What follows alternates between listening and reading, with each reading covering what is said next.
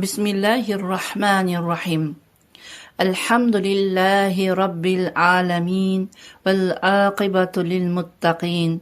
As-salatu wassalamu ala rasulina Muhammad wa alihi wa sahbihi ajma'in. Amma ba'd. Assalomu alaykum va rahmatullohi va barakatuh. Aziz birodarlar, bugungi suhbatimiz Alloh azza va jallaning aziz kitobi Qur'oni Karimdagi Taloq surasining ma'nolari va hayotimizga uning ta'siri haqidadir. Albatta tinglovchi har bir musulmon va muslima bu suraning nomidan, ya'ni taloq so'zidan gap nima haqida borishligini fahm etadi. Chunki taloq so'zining ma'nosini va hukmini bilmagan musulmon bo'lmasa kerak. Payg'ambarimiz Muhammad sallallohu alayhi vasallamdan bu haqidagi hadis shariflarda abg'adul halali ilallohi at-talaq, ya'ni Alloh taologa eng yoqimsiz bo'lgan halol taloqdir. Ya'ni Alloh subhananing biz bandalariga eng yomon ko'rib bechora qolgan bechoralarga bir chora sifatida bu hukmni bizga shariat islomiyadagi eng zarur muhim amallar safiga qo'shdi va uni qanday bajarish usullarini o'rgatdi.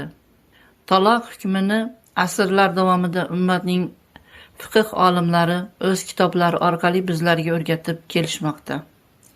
Islom dinimizda fiqh ilmi orqali iymon, ibodat asoslari, tahorat, namoz, ro'za, zakot, haj va hamda bay, oldi-sotdi, nikoh, taloq, ijara va meros kabi muammolar har biri keng, aniq bayonotlar bilan bizga o'rgatiladi. Bu haqida ko'plab masalalar eshitgansiz. Men aytmoqchi bo'lgan masala Taloq surasidagi Alloh azza va jallaning ushbu oyatlaridir. Taloq surasining 2-oyatida astag'firullah Zalikum yu'adhu bihi man kana yu'minu billahi wal yawmil akhir va man yattaqillaha yaj'al lahu makhraja va yarzuquhu min haythu la yahtasib va man yatawakkal 'ala Allahi fa huwa hasbuh innalloha balighu amrihi qad ja'alallohu likulli shay'in qadra deb marhamat qildi. Mana shu so'zlar bilan Allohga iymon keltiradigan va oxirat kuniga iymon keltiradigan kishi mana shu so'zlar bilan nasihatlanadi. Kim Allohdan qo'rqsa, taqvo qilsa, uning uchun o'sha bir mahrajni qilib qo'yadi. Ya'ni o'sha qiyinchilikdan chiqadigan bir mahrajni qilib qo'yadi, chiqish o'rnini qilib qo'yadi. Va hisob qilmagan, kutmagan joydan unga rizq ato etadi. Kim Alloh taologa tavakkul qiladigan bo'lsa, Alloh unga yetarlidir. Albatta Alloh o'z ishini yetkazuvchidir va Alloh har bir ishga bir qadarni, ya'ni bir o'lchamni qildi. Taloq surasining yana 4-oyatida shunday deb marhamat qiladi. Astag'firullah. Va man yattaqillaha yaj'al lahu min amrihi yusra. Kim Allohdan taqvo qilsa, ya'ni Allohdan qo'rqsa, uning ishiga qulaylikni, osonlikni qilib beradi. Ya'ni Alloh unga ishiga qulaylikni beradi.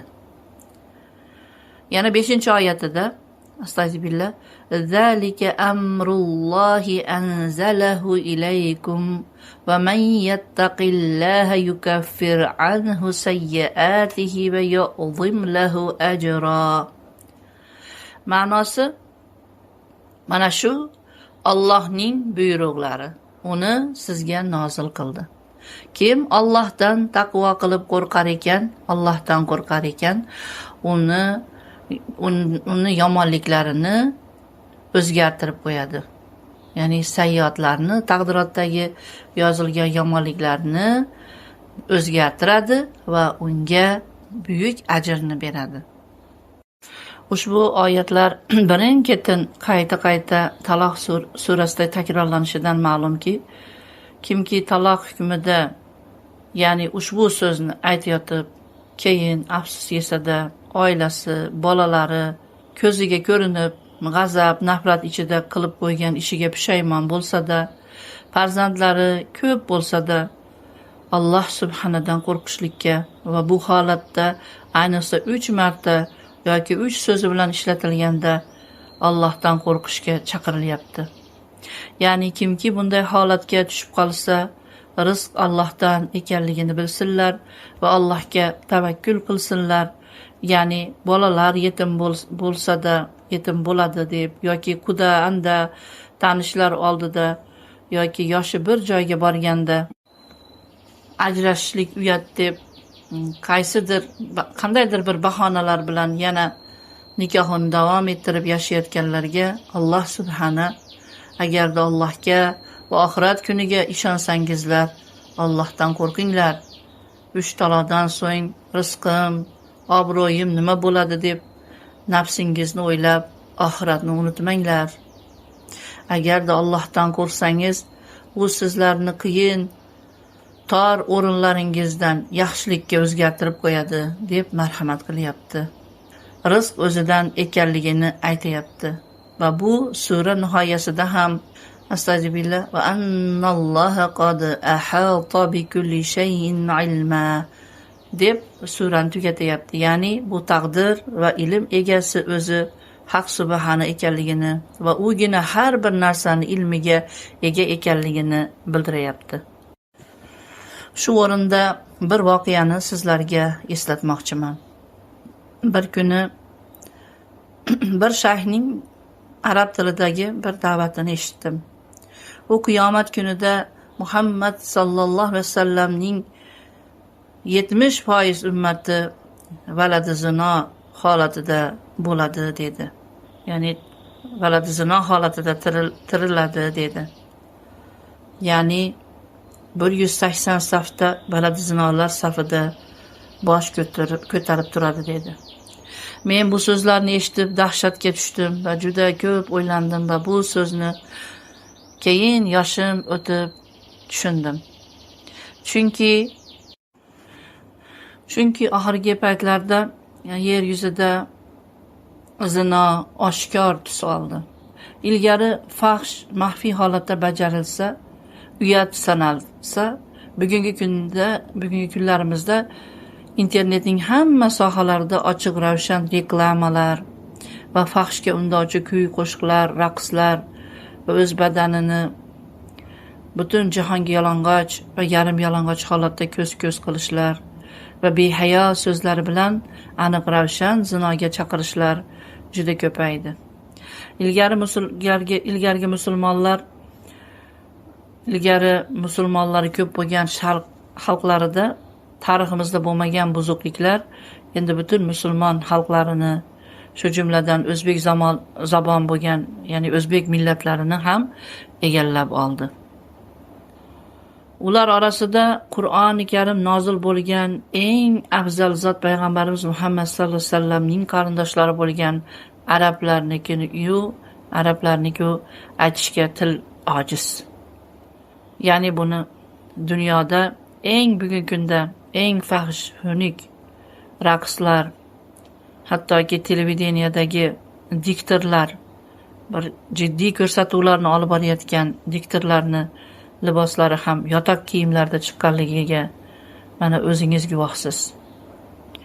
Butun dunyoni larzaga solgan dahshat, qiyomatdan qo'rqmay, otadan, akadan uyalmay, internetda o'zlarini sotayotganlar, nafaqat o'zlarini, balki boshqa nikohli pokiza musulmon oilalarini buzishayapti. Tirik yetimlarni ko'paytirishayapti. Eng achinarlisi, bu videolar abadiy oxirat kun qiyomatgacha ijtimoiy tarmoqlarni hammasida qolib ketadi.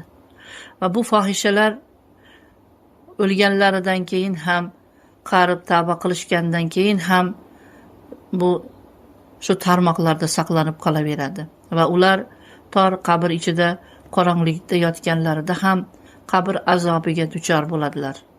Chunki har bir erkak bu videolarni ko'rar ekanlar, ko'z, quloq zinolarini qiladilar. Bu gunoh to qabrdan qayta tirilish kunigacha davom etaveradi. Bunga Qur'oni Karimda ko'plab oyat va hadislar bor. Masalan, Isro surasining 17-oyatida وَلَا تَقْرَبُوا الزِّنَا إِنَّهُ فَاحِشَةٌ وَسَاءَ سَبِيلًا ma'nosi: zinoga yaqinlashmanglar. Zino qilinglar emas, balki yaqinlashmanglar. Albatta u behayolik va eng yomon yo'ldir. Sahih Buxoriyda Ibn Habbon musnadida keladi. Bismillahirrohmanirrohim. Menga ikkita farishta kelib, meni olib borishdi deb Rasululloh sollallohu alayhi vasallam aytadilar. Biz bir quyoshday yonib turgan olov ichidagi odamlarni ko'rdik. Ular erkak va ayollar edilar. Ular zino qilganlar, zinokorlar edi. Ular azob ichida bo'lishadi. Qiyomatgacha shunday holatda qolishadi. Ammo mavzuyimiz taloq haqida va o'sha shayx aytgan holatni men taloq hukmiga bog'ladim. Chunki zinokorlar farzand tug'maslikka va tug'salar ham ularni yo'qotishlikka harakat qiladilar.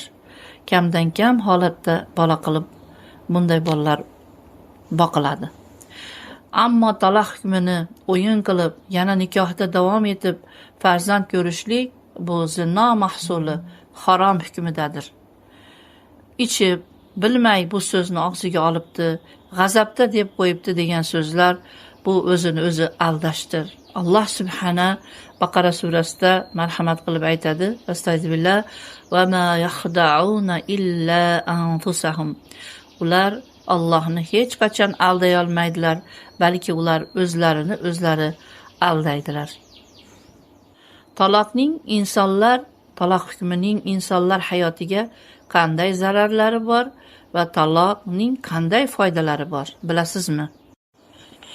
O'zi bu hukmning nozil bo'lishligiga nima sabab, buni bilasizmi? Taloqning zararlarini bilamiz, ammo uning qanday foydasi bo'lishi mumkin? Bu so'zga ajablandingizmi? Robbimiz hech bir hukmida bandalariga zulm qilmadi. U zotning hech bir sifatlarida zulm yo'qdir. Bandalar biz o'z jonlarimizga o'zimiz zulm qildik. Bu hukmning foydalaridan biri, agarda oilada doimo janjal, ayolini yomon ko'radi, muhabbat hech paydo bo'lmadi, na shirin ovqat, na shirin farzandlar va na o'g'illar orani isita olmayapti. Yoki aksincha xotin erining har bir ishi, muomalasi, tob tutishi, erkalashi o'z joyida bo'lishiga qaramay erini yomon ko'radi, bir sababsiz. Ya'ni farzandsizlik o'rtada doimo janjal, tushunmaslik. Bunday holatlarda bir-birini o'limini kutmay, o'rtada bolalarni ham asablarini charchatmay, shariatimizda bir taloq, so'ng ikkinchi, so'ng uchinchi taloqqa ruxsat beriladi. Ya'ni yaxshi yashanglar yoki chiroyli holatda ajralinglar va boshqa hayot qilinglar. Bu taloqlar orasidagi vaqtlar o'tishi shart. Agarda bu taloqlar orasida bir-biringizga o'rganib sabr qilsalaring, ajr savob. Ammo sabr qilmasanglar, bu taloq so'zi bilan ajraling. Demak, bo'lar bo'lmasga bu so'zga, ya'ni taloq so'ziga tilingizni o'rgatmang. Agarda bu so'z 3 marta aytilsa, hech kim buni halol qilishga haqli emas. Ya'ni Robbimiz hech qachon bu so'z bilan yana birga yashashimizga rozi emas, balki g'azab keladi. Enam rahmatli, u 90 yoshlarda vafot topgan ilmsiz bir ayol edilar. Ammo aka, opalari ahli ilm edilar. U shunday derdiki, qizim, hech qachon taloq ishiga aralashmanglar. Kimki Alloh harom qilgan ishni halol qilsa, u kofir bo'ladi. Men hayotimda taloq bilan yashaganlarni birontasini kosasi oqarganini yoki baxtli yashaganini ko'rmadim. O'rtaga tushganlarni ham, ya'ni yarashtirganlarni ham umri qisqa bo'ladi. Haqiqatda men ham bunday oilalarni ko'p ko'rdim. Shunday oilalardan bir ayol aytadi: mening erim 3 marta va 3 taloq deb ham ajrashganmiz. 4 bolali edik. Biz erim bilan yaqin qarindoshlardan edik. Bizni yarashtirishdi. Ajralishimizga ular qarshilik qilishdi, bizlarni yarashtirishdi. 4 ta bola bor o'rtada deyishdi. Nikoh o'qitishdi. Va bunga shu erimni aqli zaif deyishib yo'l topishdi. Vaholanki u jin emas, aqli zaif emas edi. Ishlab pul topib, uyini topib kelar edi. Biz yashadik, ammo oilamizda go'yoki boshqa bir maxluq ham yashaganday. Doimo urushdan baraka yo'q, bolalarimizda baxt yo'q. Bizni nikohlagan ham qaynotam hamda shu ishga rozi bo'lgan onam ham erta kunda tez olamdan o'tib ketishdi. Aziz suhbatdoshim, bu so'zlardan xulosa qilaylik. Bo'lar bo'lmasga bu so'zni tilga olmaslikni o'g'illarimizga o'rgataylik. Toki hech bir oila haddan oshmasin, oilasi buzilmasin. Har xil internetdagi yoki hayotdagi har xil ayollarni ko'rib, ayollarini solishtirib, ularga pokiza, halol ayollarini beqadr qilishmasin. Agarda taqdirdan bo'lib bu so'z ishlatilsa, keyin afsus, nadomat bilan umrini zoyi etmasinlar.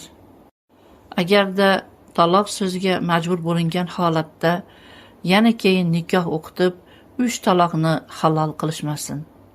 Alloh subhana Taloq surasida 3-oyatida ketma-ket kim Allohdan qo'rqsa so'zlarini ishlatdi. Hamda o'zi uning ishini o'nglashini va o'zi rizq berishini aytib, 3 taloqdan keyin yana qayta nikoh bilan yashashdan qaytardi. Yana bu Taloq surasidagi hikmatni, yana o'zi boshqa hikmatlarni o'zi biladi. Hasbunallohu ni'mal vakil, ni'man mavla, ni'man nasir. Ey Robbimiz, o'zing bizlarni yaratding, juft ne'mati bilan ne'matlading. Hech bir bandangni nikoh yo'lida adashtirma. Xatolarimizni tuzat, gunohlarimizni afv et. Barchamizni suyukli, shirin bir oila ne'mati bilan ne'matla. Amin.